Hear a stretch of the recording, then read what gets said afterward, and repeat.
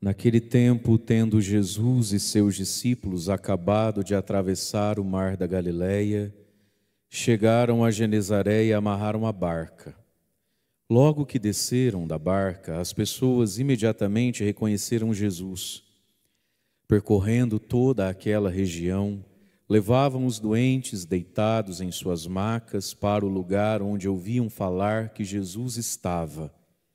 E nos povoados, cidades e campos onde chegavam, colocavam os doentes nas praças e pediam-lhe para tocar ao menos a barra da sua veste, e todos quanto o tocavam ficavam curados. Palavra da salvação.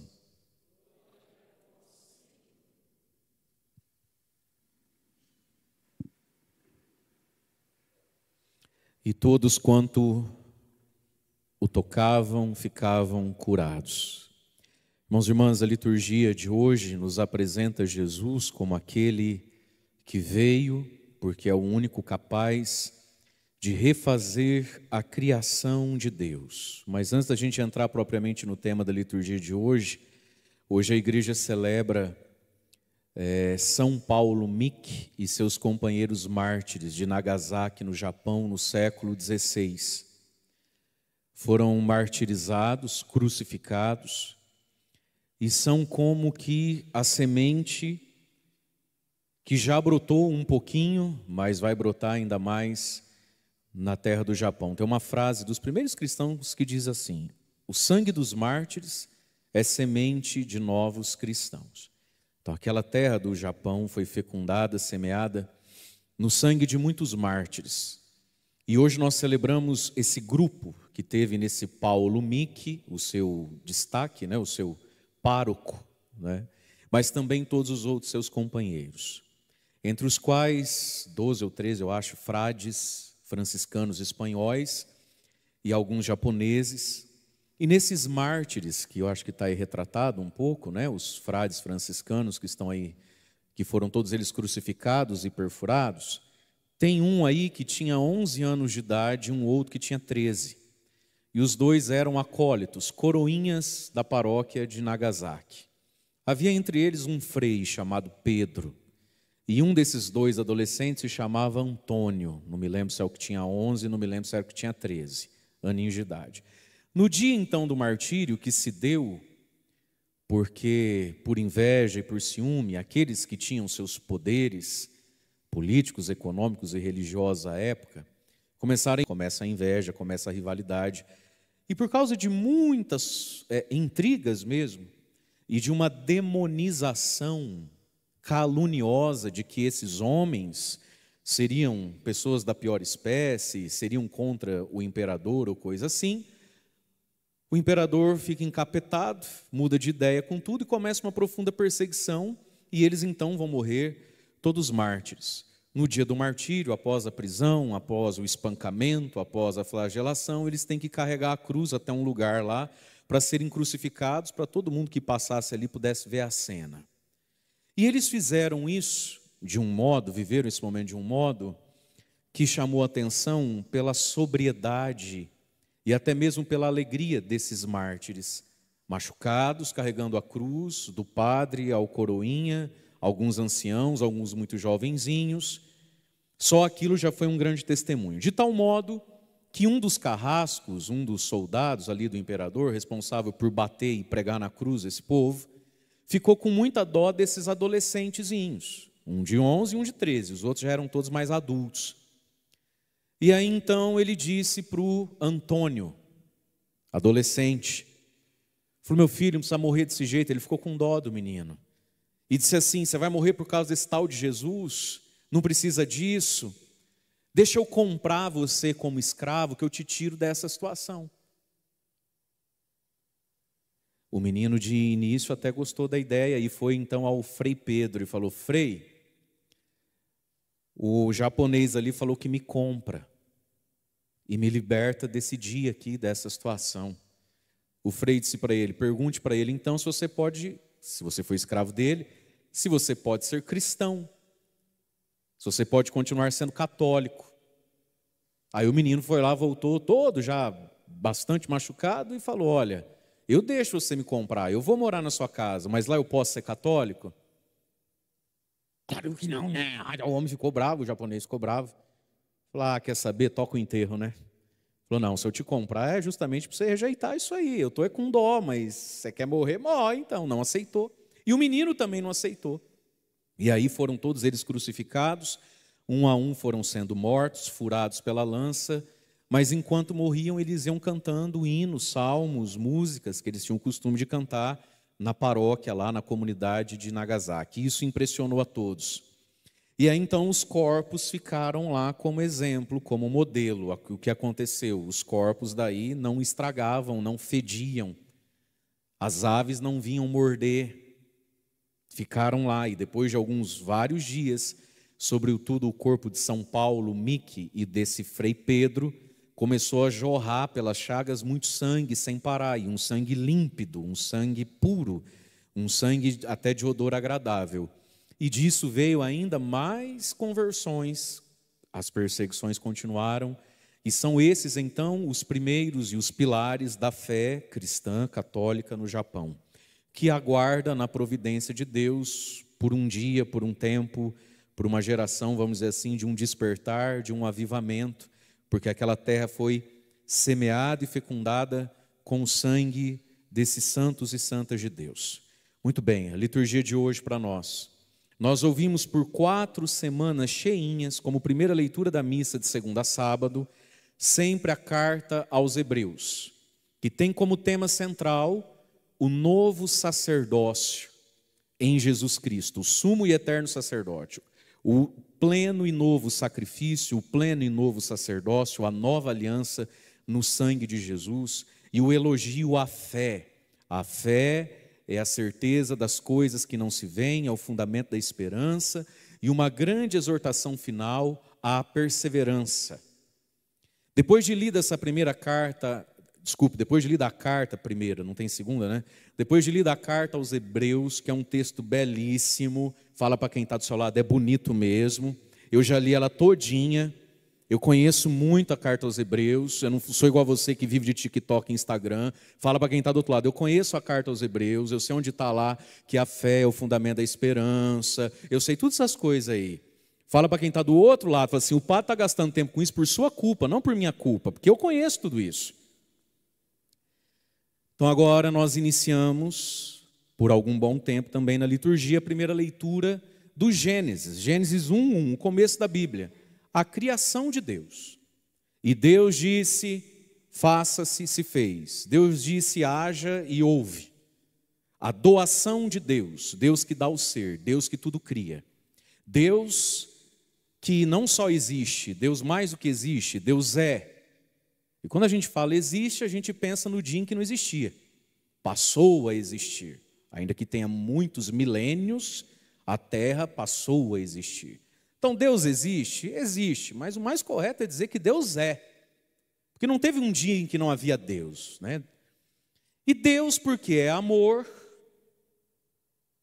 numa palavra, num dizer, doou do seu ser, doou a existência, a água, o peixe, o passarinho, o sol, a lua, e Deus vai vendo o que é bom, até que Deus, num gesto de amor, vai criar o ser humano. Então tudo que existe, existe como dádiva, tudo que existe, existe como dom, tudo que temos, temos como doação de Deus, tudo aquilo que a gente pode chamar de meu e minha, no fundo é graça de Deus, porque foi Deus quem nos deu o ser, o poder existir. Você pode trabalhar sobre a existência, suar sobre a existência, ralar sobre a existência, mas tudo isso que você usa para adquirir, transformar e ter e depois chamar de meu e minha, tudo é de Deus, porque para fazer tudo isso primeiro você precisa existir, e nenhum de nós pediu para existir. Até parece adolescente birrento, né? Quando você não deixa na festinha, eu não pedi para nascer. Além de falta de cinta e de roupa no tanque para lavar, não deixa de ser verdade, ninguém pediu para nascer. Mas nós nascemos por um ato de amor. E Deus amou tanto que disse, proferiu existência, ser, fez tudo bonito, tudo perfeito. É por isso que a gente entende o desejo, a prece e a convocação do Salmo. Alegre-se, não é alegra-se. Vocês quase acabaram com a minha homilia hoje. Que a minha homilia de hoje está em cima do Salmo, que disse: alegre-se o Senhor em suas obras. Não disse alegra-se. Alegra-se é porque você matou a aula de português. Presta atenção agora.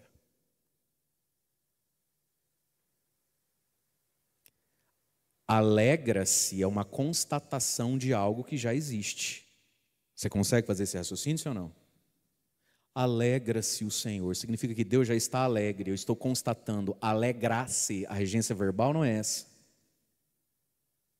O salmista disse: alegre-se o Senhor, como uma esperança, como uma convocação, como um direito, como algo que ainda não é. É diferente. Fala para quem está do seu lado, entre um E e um A tem uma teologia e uma vida de conversão, de diferença de céu e de inferno. Fala para quem está do outro lado, entre um E e um A tem a distância do céu para o quinto dos infernos. O Salmo, então, fez uma prece, nós fizemos uma prece, em favor, olha só que interessante, nós fizemos uma prece em favor dos direitos de Deus. Alegre-se o Senhor, que o Senhor se alegre. Deus tem o direito de se alegrar com as suas obras, mas não quer dizer que Ele está se alegrando com as suas obras, porque tem obras que Deus fez que não estão dando alegria para Ele, não. Mas olha só a constatação do salmista, é um desejo, ele quer que venha a ser assim, que o Senhor Deus possa se alegrar com as suas obras, não quer dizer que Ele está alegre. É um direito de Deus ter alegria comigo, ter alegria com você. E é um dever nosso, junto com ser um presente nosso para Deus, sermos motivo de alegria para Deus.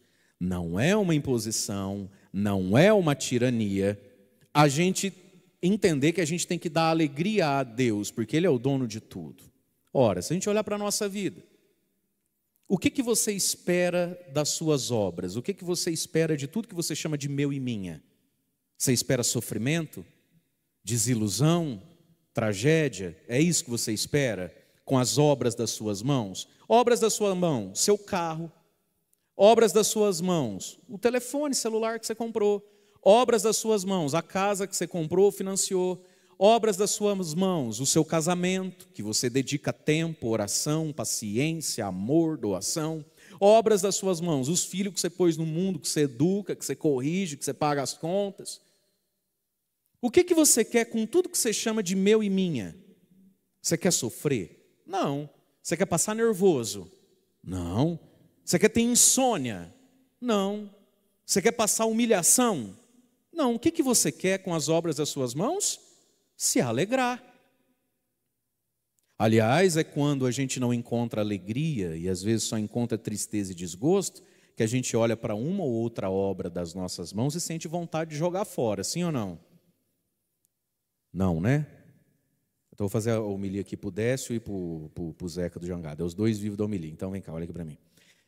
Não é por isso que muitas vezes, os dois que estão vivos, o ser humano tem algumas obras das suas próprias mãos que ele sente vontade de abandonar, jogar fora e deixar para trás. Por quê? Porque ele não encontra mais ali alegria. Seu casamento é uma obra das suas mãos. Por que às vezes você olha para o teu esposo, que você chama de meu esposo, e você sente vontade de que ele não seja mais meu esposo, que ele seja qualquer coisa menos meu esposo? Por quê? Porque essa obra de suas mãos, que você lava, passa, cozinha, dorme junto, não te alegra. É ou não é? Te decepciona, te irrita, te trai, te machuca, te fere. Aí você olha para a obra das suas mãos, sei lá, 30 anos junto, 25 anos de obra de minhas mãos, não me dá alegria, não dá vontade de jogar fora? Sim ou não? Tudo que não nos dá alegria dá vontade de jogar fora. Ora, nós conseguimos entender essa dinâmica. Se a obra é obra das minhas mãos, eu tenho o direito de querer me alegrar, de querer ser recompensado com isso, ou não? Sim.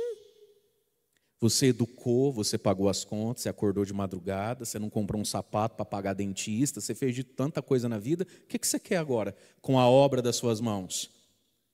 Você quer alegria. Deus, quando olha a obra de suas mãos, que somos nós, o que Ele quer conosco? Alegria. Ele quer se alegrar conosco, Ele quer olhar para nós e sorrir, e não chorar. Ele quer olhar para nós e quer abrir as comportas da providência. Ele não quer pegar o chicote da justiça. Portanto, o Salmo está falando de um direito de Deus. Deus tem o direito. Mas o salmista está desejando, porque ainda não é assim.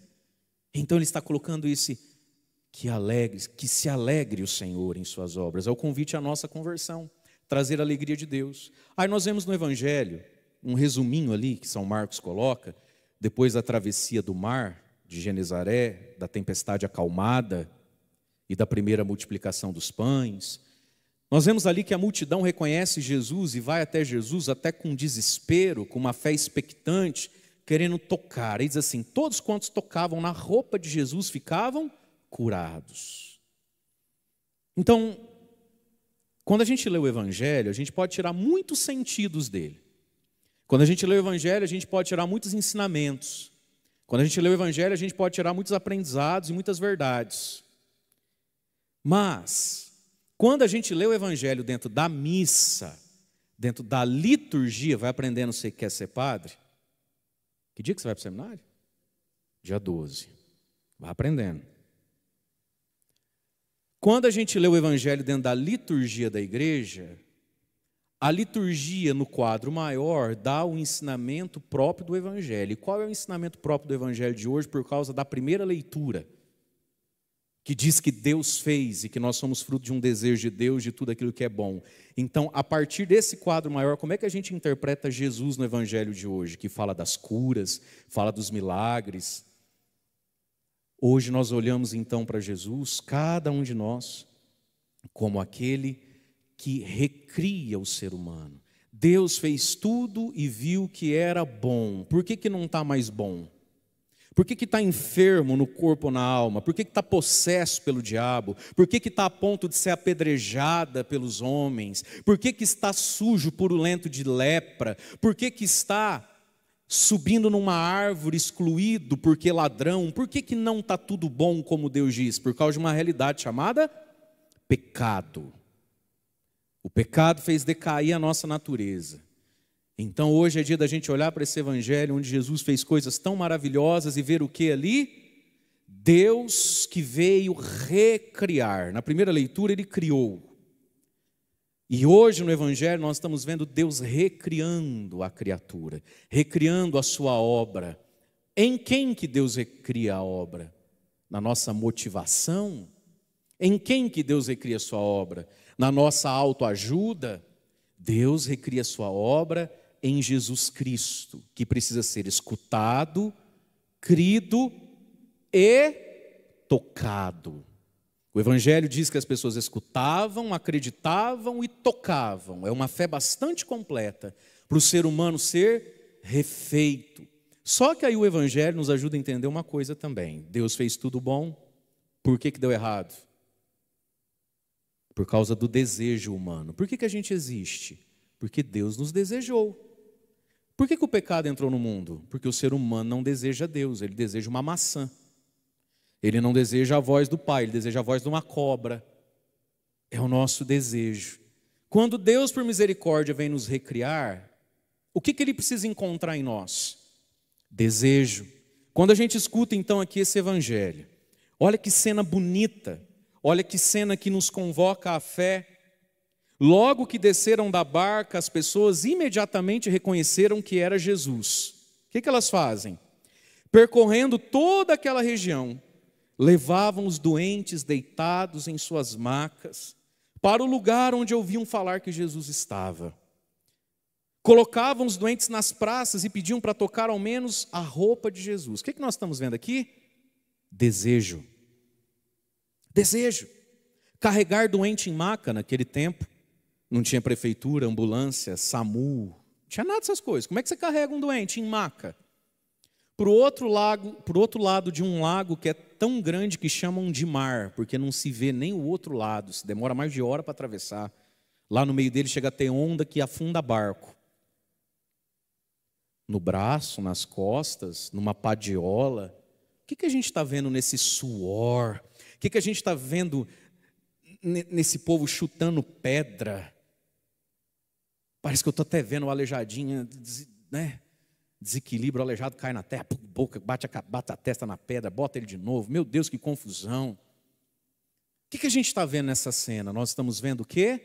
Desejo. Não basta ter fé, meus irmãos, tem que ter desejo. Olha, eu acho que você percebe isso também. O que tem de gente que não se mexe? Parece que cada vez mais cresce uma coisa, vai ficando até natural. A desculpa. As pessoas não querem só que a gente as escute, as entenda e as acolha. Elas querem que a gente faça algo no lugar delas. Você já reparou que é assim? O sujeito está lascado, está ferrado.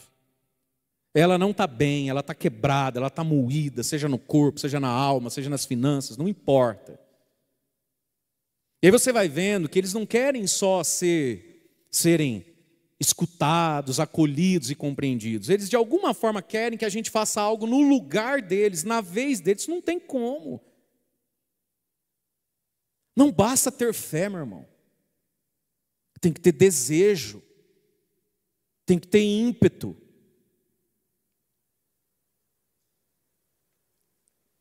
Acha para mim na Bíblia um milagre que Jesus fez para alguém que ficou em casa. Um milagre que Jesus fez para quem ficou em casa. Você não acha, não tem. A filha de Jairo, que ele ressuscitou, já estava morta. Não conta. Lázaro já estava no túmulo fazia 4 dias, não conta. Aí tem a sogra de Pedro, que estava de febre acamada, mas também Jesus só foi lá fazer porque alguém saiu daquela casa, andou com Jesus e convidou Jesus para voltar naquela casa. Acha para mim um milagre que Jesus bateu na porta de alguém e falou assim: o senhor está precisando de um milagre? Meu irmão, Jesus só faz se você tomar um banho, passar um desodorante, botar uma roupinha, entrar no carro ou vir a pé. Ah, se você não acorda cedo, isso é problema seu. Ah, se você acordar muito cedo, sua cabeça dói o dia inteiro, toma dipirona. Ah, mas à noite, porque sem janta... Vira para quem está só e faz assim, ó. Tô nem aí com você. As pessoas querem ser escutadas, elas querem ser acolhidas, elas querem ser compreendidas, e eu não sei de onde é que elas tiraram que eu posso fazer alguma coisa no lugar delas. Ninguém pode fazer nada no seu nem no meu lugar. O desejo da criatura pelo Criador. Um desejo, no caso dele, suscitado pela fé, pelo reconhecer Jesus. Às vezes a gente está muito acostumado a pensar que o sofrimento nos faz querer Deus. Meu querido, minha querida, presta atenção numa coisa que eu vou te dizer. Se sofrimento trouxesse alguém para Deus, isso aqui estava cheio agora. Se sofrimento, se problema trouxesse alguém para Deus, as missas de domingo tinha que ser em estádio de futebol. Sofrimento não causa fé, sofrimento causa suicídio, desespero, depressão, síndrome do pânico, safadeza, vício, pecado, sofá e Netflix. O que nos leva a Cristo é a fé, é o reconhecer Jesus. Porque a palavra diz que todos os que o tocavam ficavam curados, mas não diz que todos os doentes tocaram nele. Todos os doentes que foram curados, mas todos os doentes foram? Não. Ué, mas sofrimento não leva a gente para Deus? O sofrimento, quando muito, meus queridos, risca um fósforo. Só que se não tem álcool ou gasolina, o que um fósforo faz? Faz nada. Mas 5 segundos apagou. O que nos leva para Jesus é fé. Reconheceram Jesus. E veja, ó a sutileza do texto. A língua portuguesa ela é maravilhosa se você sabe ler ela do jeito certo. Porque entre um E e um A, dá para não ir para o céu e terminar no inferno. Não diz ali que reconheceram que era Jesus. Que até Satanás reconhece que era Jesus. Se você perguntasse para qualquer um, quem que é aquele cabeludo lá descendo do barco? Jesus. E reconheceram Jesus. Não reconheceram que era Jesus. Reconheceram Jesus. Ou seja, deram reconhecimento, deram valor, depositaram fé. Se tivesse escrito, reconheceram que era Jesus, ainda era pouco, porque até quem não tinha fé em Jesus reconhecia que era Jesus. Reconheceram Jesus. O que significa Jesus? Deus, Yeshua, Deus salva. Reconheceram quem ele era de verdade, não o sujeito, pessoa física, CPF.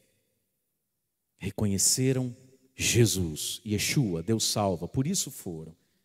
E como é que a gente reconhece Jesus, meus queridos? Juntando fatos e palavras. Talvez foi assim que a fé entrou na sua vida, na minha vida, talvez foi assim que a fé cresceu na nossa vida. Talvez foi assim que a fé brilhou na nossa vida. Reconhecer Jesus. A gente pega tudo que a gente já viveu, né, de bom, de ruim, de acerto, desacerto. E aí, a palavra de Deus se soma a isso e a gente reconhece Jesus, o Deus salva, naquele homem, naquele mediador, naquele instrumento. Então, reconhecer Jesus, só é possível reconhecer Jesus a partir da palavra. Porque se a gente não tem a palavra, meus amados, o que acontece em nós quando acontece conosco as coisas da vida que acontecem com todo mundo? Não acontece a fé, acontece o desânimo, acontece a descrença, acontece a revolta. Sua vida é muito parecida com a vida de quem bate tambor na macumba, pega a carta no centro espírita, grita até se esgoelar nessas igrejas de esquina pentecostal. Sua vida é basicamente igual a quem senta igual o Buda e fica A vida do ser humano, de nós todos, ela é basicamente igual. Se você entrar ali às vezes numa fila de hospital, de banco, ali tem de um tudo, na mesma situação. O que muda as coisas? A palavra do Evangelho. Ter a palavra na memória mesmo, na inteligência mesmo, no saber mesmo, claro, também no coração. É o que muda as coisas, porque a nossa vida ela é muito igual. Então, reconheceram o valor, reconheceram o poder, reconheceram a necessidade de Jesus. E aí foram com desejo. É a criatura buscando o Criador. Deus não se nega a nenhum de nós. Não importa o que você já fez, não importa qual foi o seu passado. Deus não vira as costas para ninguém. O que devia a gente ter de pecador, assim, dos pecadores mais terríveis, indo tocar em Jesus? O que tinha de gente ali que talvez estava numa situação deplorável, por culpa própria, Jesus nunca virou as costas para ninguém. Mas onde é que está o nosso desejo dele? Então, meus amados, não vamos nos iludindo não, viu? De que sofrimento traz para Deus. Nós temos visto muitas pessoas que com o sofrimento estão terminando de perder Deus. O que traz para Deus é a fé, e a fé está no conhecer, no ouvir, no assimilar, no consentir com a palavra do Evangelho. E aí, quem sabe, o sofrimento seja até uma bondade, uma providência de Deus para acordar a gente um pouquinho. Aí sim, o sofrimento pode ser algo que me desperta, mas sem a palavra, o sofrimento é algo que me afunda. E aí eles foram até Jesus. Aí diz o Evangelho, que faziam de um tudo, né? Para tocar na roupa de Jesus que fosse. Não precisa nem ser Jesus, pode ser a roupa. O ser humano ele é muito simbólico, todos nós. Às vezes a gente se sente vinculado a uma pessoa sem necessariamente ter a pessoa, não é assim? Por exemplo, morre alguém, aí a pessoa precisa viver o luto. Quem já perdeu alguém sabe disso. A dificuldade que é desmanchar um quarto, um guarda-roupa do falecido, da falecida. É ou não é? Parece que se você jogar uma camisa fora, parece que você doar uma calça para o pobre, parece que você está jogando a pessoa fora, não é assim? Abrir a porta do guarda-roupa, falar, gente, o que eu vou fazer com tudo isso? Acho que eu vou doar, né? Convencer alguém que, olha, fica com uma foto ou duas, uma camiseta, fica com uma correntinha, um relógio que ele mais gostava de usar, cabe numa caixinha. Já está bom, né? Já deu, vamos ajudar os pobres, vamos aproveitar esse cômodo imenso aqui, ó. Nasceu outro filho, o vovô, a vovó veio morar em casa agora, precisa quebrar uma porta, né, gente? Chamar um engenheiro para abrir uma porta, para o cadeirante passar, a gente precisava desse quarto. Como é difícil. Parece que naquele objeto está a pessoa. Parece que naquele objeto você toca algo de quem já não está mais ali, não é assim? Não é assim que o povo faz? Paga não sei quantos $1000 num violão que nem afina mais. Ah, mas foi do Elvis Presley, do John Lennon. Mas nem afina, mas foi dele, ele relou aqui, ele suou aqui. Paga não sei quanto numa camiseta fedida que nunca lavou. Ah, mas foi do fulano de tal, da Copa de 70. Nós somos assim, a gente se vincula, às vezes, né? Através de coisas. Então o que as pessoas entendiam um pouquinho?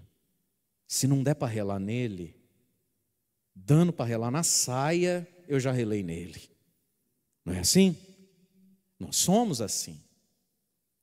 Mas claro que esse evangelho está falando muito mais do que emoção aqui, né? Muito mais do que antropologia, muito mais do que psicologia.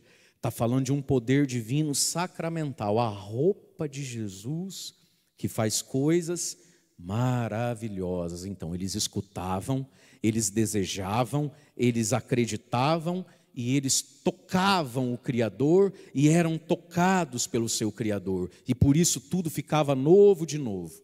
É por isso, meus irmãos, que a fé só fica plena com o sacramento. Sem o sacramento, a fé está amputada. Sem o sacramento, a fé está mutilada. Depois de ouvir, depois de acreditar, eles tocavam e eram tocados pelo Deus que criou. Criou com a palavra e agora refaz com o evangelho e a roupa dele. Como é que Deus nos recria?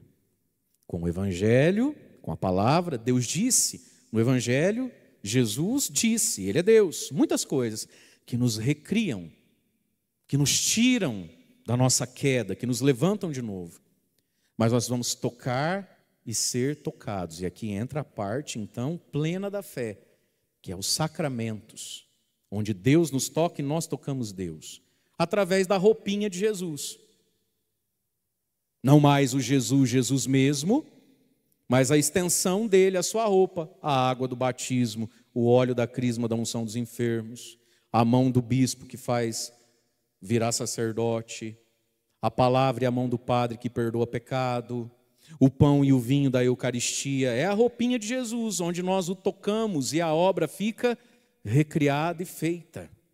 Mas Cristo, na sua misericórdia tão grande, não só se permite ser tocado, ele se permite ser comungado, assimilado. O ponto alto da nossa fé não é a adoração ao Santíssimo Sacramento. A fé não se mede pelo show, pelo espetáculo, pelo plantar bananeira, pelo voar por cima, seja lá o que for, no momento de adoração ao Santíssimo Sacramento. Porque a adoração ao Santíssimo Sacramento não é o ponto alto da fé. Jesus não terminou essa vida dizendo, tocai-me. Ele terminou essa vida dizendo, comei. O ponto alto da fé não é adorar o Santíssimo. O ponto alto da fé é comungar a Cristo. A igreja, como mãe e mestra, nos permite, nos incentiva, de vez em quando, a adorar o Santíssimo Sacramento, justamente para nos relembrar o que é que estamos comungando. É o contrário a coisa. De vez em quando é bom uma adoração ao Santíssimo, e quem sabe até uns arrepios, gostosinho uns arrepios, gente, sim ou não? Quem gosta de dar umas arrepiadas de vez em quando, se sente um Também nem isso, vocês já morreram, né? Vai ficar eu e o amigo aqui que eu vi que ele gosta. Os outros aí tudo já foi para casa do cão, Deus o livre guarde, misericórdia de vocês hoje. Não é gostoso dar umas arrepiadinhas, sim ou não? Um calorzinho, sim ou não? Me ajuda, Ariel, sim ou não? É isso, vai puxando, sim, o opa, porque já morreu tudo. Não é gostoso, às vezes, uma lágrima que cai, sim ou não? Uma tremidinha de mão, sim ou não? Não é gostoso aquela bambeada nas pernas, você fala, vou ou não vou, vou ou não vou? Ai, meu pai, se eu for, machuca. É ou não é gostosinha aquela? Parece, andou na prancha, não é assim, né? Tubarão, você fala, ai, meu pai, cai ou fica em pé? Não é gostoso, sim ou não? Mas isso não é o ponto alto da fé. Isso está aí, não tem importância nenhuma, nenhuma. Tem importância nenhuma. Mas, porque nós somos uma mistura de teimoso com burro, Deus, vez em quando, nos permite essas coisinhas para nos relembrar a verdade das coisas. Que o ponto alto da fé não é adorar Santíssimo Sacramento. De jeito maneira. O ponto alto da fé não é tocar, porque o Evangelho não terminou em tocar em mim. O Evangelho terminou em tomar e comer. O ponto alto da fé é a comunhão. E sim, meus irmãos, nós poderíamos talvez e com certeza viver muito mais coisas parecidas com o Evangelho se nós comêssemos, comungássemos com mais desejo, com mais fé. Existem nas nossas vidas coisas que estão guardadas para a Eucaristia. Sabia disso? Pelos próximos dias nós vamos ouvir o Evangelho daquela mulher cananeia que foi atrás de Jesus. Senhor, minha filha está em casa, endemoniada, menina, tem misericórdia. Jesus falou assim, mas não está certo. Tirar o pão dos filhos, ó o que Jesus está ensinando. Eu sou o pão dos filhos, para dar para as cadelas, para os cachorrinhos aí. Aí a maluca fala assim, é verdade. Verdade mesmo, pode me chamar de cachorro. Eu não vim aqui discutir meu pedigree, eu vim aqui para o senhor curar minha filha. Mas também não é verdade que até os cachorrinhos comem da migalha? Aí Jesus falou, mulher, por causa daquilo que você acabou de falar, danadinha, hein? Pode ir. Tua filha está curada lá em casa. Ou seja, tem coisas que a gente precisa entender, que talvez a gente vai morrer sem, porque a gente não procurou elas na Eucaristia. Tem muitas coisas na minha vida, na sua vida, pequenas ou extraordinárias, que vão nos chegar através de Nossa Senhora. Como a gente não sabe quais são, não deixe de rezar seu terço. Tem coisas na sua vida, na minha vida, que vão nos chegar através de São Miguel Arcanjo. Como a gente não sabe quais são, todo ano faço uma quaresma para ele. Tem coisas na sua vida, na minha vida, pequenas ou grandes, que vão nos chegar através de São José. Como a gente não sabe quais são, reza todo dia teu terço São José, faz a novena de São José, consagra São José, dá teus tiros no Zé. Mas tem coisas para você e para mim, milagres, curas, libertações, para mim e para os meus, que estão onde? Na Eucaristia. Se eu fosse você, eu apostava mais no poder da missa. Se eu fosse você, eu apostava mais no poder da Eucaristia diariamente ou com mais frequência. Você vai alcançar muita coisa através de Nossa Senhora, não duvide disso. Você vai alcançar muita coisa através de São José, não duvide disso. Você vai alcançar muita coisa através de algumas devoções, os 40 Pai Nosso lá da Irmã Zélia, não duvide disso. Você vai alcançar muita coisa, algumas coisas para você estão guardadas dentro de cerco de Jericó, faça. A gente nunca sabe, né? Então, eis-me aqui, Senhor. Mas tem coisas, meus irmãos, que estão guardadas para nós e para os nossos, no toque, na comunhão, no pão dos filhos. E é aqui que a gente não põe fé. É aqui que a gente não põe fé. É aqui que a gente desperdiça. Eu também acredito que aquele sítio, que aqueles momentos, que aquelas coisas todas que a gente faz lá dentro, trazem e dão muitas coisas. Se eu duvidasse disso, não estava nessa. Mas, cuidado para você não desconsiderar o mais importante. Aí, com todo respeito do mundo, né? inferniza a nossa vida para trabalhar em acampamento. Eu não tenho mais hora para sair ou para chegar nessa casa. Tem sempre um maluco para pular ali, ó. Agora eu vou atropelar um na hora que dá ré no carro. Epa, de surpresa, que mentira, desgraçado. Eu sei que você está me esperando aqui faz tempo. Que hora que ele vai para a rádio? Para pegar a gente ali na porta da rádio, na entrada, na saída, no portão. E eu entendo a dor, de verdade. Eu acho bonita a fé, a esperança. Mas tem coisas para nós, tem coisas para os nossos, que não vão ser dadas lá naquele sítio. Estão guardadas para esse toque, para essa comunhão aqui. Porque se eu acreditasse que tudo que Ele tem para nós, através de nós, fosse lá naquele sítio, eu também agora já teria tomado um banho, jantado e estaria vendo um filmezinho na Netflix. Mas eu sei, e eu acho que eu não sou burro, nem nasci ontem, que tem coisas para essa etapa de todos nós, e minha, também para mim, também para os meus, que Ele vai me dar e não é lá dentro daquele sítio. Tem coisas para mim, para os meus, que Ele vai me dar aqui nessa noite. Bem-aventurado quem veio. Vai dar ontem, vai dar amanhã, bem-aventurado quem veio. Então, meus queridos, vamos aprender uma coisa. A fé precisa do desejo. As pessoas vendem a mãe, as pessoas causam situações, as pessoas causam constrangimento, porque elas têm uma dor, porque elas têm uma necessidade, porque elas têm uma esperança, porque elas têm uma aflição. Eu não duvido disso.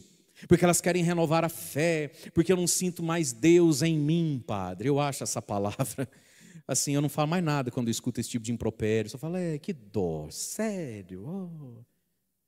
O dia que você sentir Deus em você, você me conta como é que é, porque eu não estou sabendo o que é isso. Meu irmão, presta atenção numa coisa. Você acha que alguém que presta nessa vida, nem que seja um pouquinho, é porque ele sente Deus? De verdade que você acredita nessas coisas mesmo? É que eu não sinto mais Deus, sabe, Padre? Sabe qual é a diferença minha para essa pessoa? Eu também não sinto. Só que eu não me importo. Para mim não faz diferença nenhuma se eu sinto, se eu não sinto. Se Ele quiser me dar uma arrepiadinha, quem está na chuva é para molhar, né? Faz chover, Senhor, eis-me aqui. Se Ele quiser fazer a minha perna dar uma bambeadinha, a minha voz dar uma embargadinha, Ele sabe que se pingar na minha frente eu chuto. Aqui não é ragol não, filho. Ele sabe que se Ele quiser mandar um foguinho em mim, queima. Eu não desperdiço, não. Mas, gente, isso não é a fé. Isso tem nada a ver com a fé. Então, meus amados, vamos hoje entender isso aqui de verdade na nossa vida. Você pode apostar 20 minutos, meia hora do seu dia num terço? Pode e deve. Você pode apostar alguns dias da sua vida sem chocolate, cerveja ou carne vermelha? Pode e deve.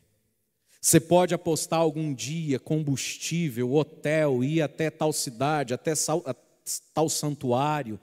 Pode e deve, está tudo certo. Mas existe uma aposta, um lugar e coisas reservadas para nós na Eucaristia.